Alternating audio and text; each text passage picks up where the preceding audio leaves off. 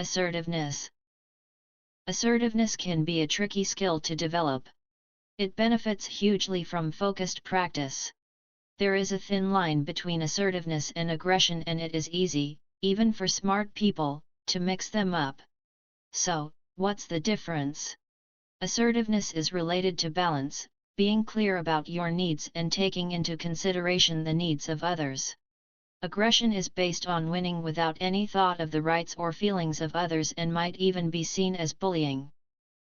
Assertiveness, your assertiveness, is entwined with the idea of rights and values and judgment, those rights you think you have and those you afford or deny others.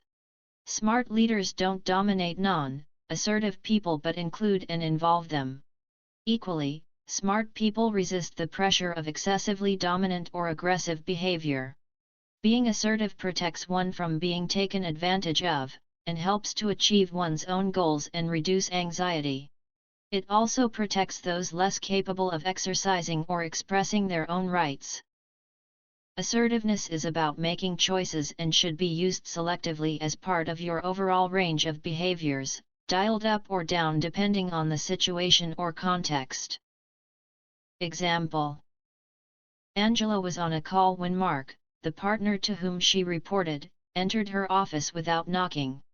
Mark stood in front of her, his impatience palpable as he waited for the call to finish. As soon as she put the phone down, Mark leapt in. "I need you to prepare a talk for me to give to an international conference in Rome next week." Angela, a senior associate, was speaking at the same conference and had already completed 60% of her preparation. Angela always found it difficult to say no and usually worked whatever hours it took to get a job done, something Mark was well aware of and had exploited in the past. Angela was also aware that she was being considered for promotion and had a pile of other work to complete before the conference. She thought to herself, "Do I really have to do this, or am I just pleasing someone else?" She realized she had the right to say no in an assertive, adult manner. Her mind talk, what she was saying to herself, was clear: "No, I do not have to do this now."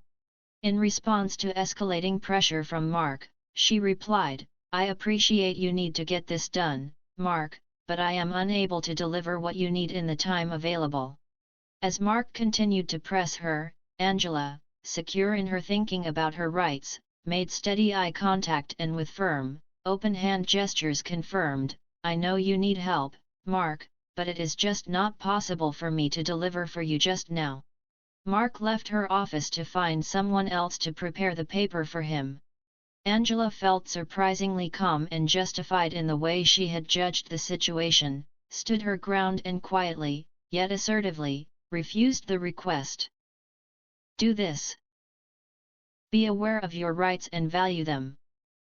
Having self-belief and clearly knowing your goals builds self-confidence to assert your rights and needs with clarity. To perform to your full potential, you need to ensure that your needs are clearly articulated. Write down the rights to which you think you are realistically entitled, to make requests, to ask, to say no, to query deadlines. Try fogging responses. The idea of fogging means listening carefully to what is being said, acknowledging the elements that are true, but not getting drawn into or feeling pressured to agree to either explicit or implicit demands from the other person. It is especially helpful if someone is placing pressure on you, but you do not want to carry out the task because it is not in your best interests. Listen to the person. Reply using their vocabulary, acknowledge their need, but state your view. This way you are showing them that you have understood their request but you cannot adhere to it. For example, a response to a request that "I need this now" might, using the fogging technique, be, "I am sure you do, but it is just not possible now, as my priority is."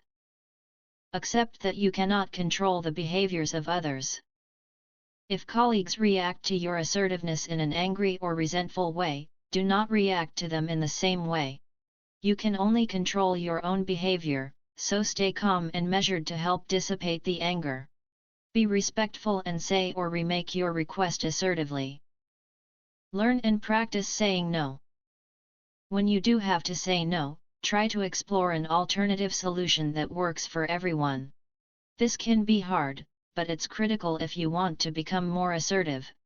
For example, understand how much work you are able to take on and identify any areas of your work where you feel you are being taken advantage of, but also come up with some ideas for how that work might be reallocated. Or suggest how the work can be rescheduled to accommodate the request over the longer term. Try scripting. Pretend you are writing dialogue for a play and write down your opening form of words and how you want to deliver them assertively, outlining 4 steps: the situation, your feelings, your needs, and the consequences. Keep it brief and succinct. Then practice saying the sentence, s, out loud, paying attention to the delivery. Scripting is really useful if you find it difficult to express your feelings clearly and confidently. One proviso: do not try and script the entire conversation, as you never know exactly how the other person will respond. Change your verbs. Use more definite and emphatic verbs to give a clear message. Use I want, I need, or I feel to express basic assertions. Use verbs like will instead of could, or should, want instead of need, and choose to instead of have to. For example, I choose this alternative option because I think it will be more successful than the other options before us. Try being a scratched record. Use repetition. Prepare the you message want to convey ahead of time. If the person does not get the message, then keep repeating your message using the same words. Be relentless. Think about your responsibilities. While you have the right to make requests yourself, you also have the responsibility to listen to the other person's response and treat it sensitively. Ignoring or just brushing aside their point of view is aggressive or bullying, and refusal at face value may be seen as unassertive, but rights and responsibilities must be balanced. And remember, being assertive is about finding the right balance between passivity and aggression and being firm about what you want and why. It helps to have a firm and clear sense of yourself and the goals you want to achieve, a self-belief that you deserve to get what you want and to stand up for yourself, even in challenging situations. Smart people express their needs and wants in a positive way.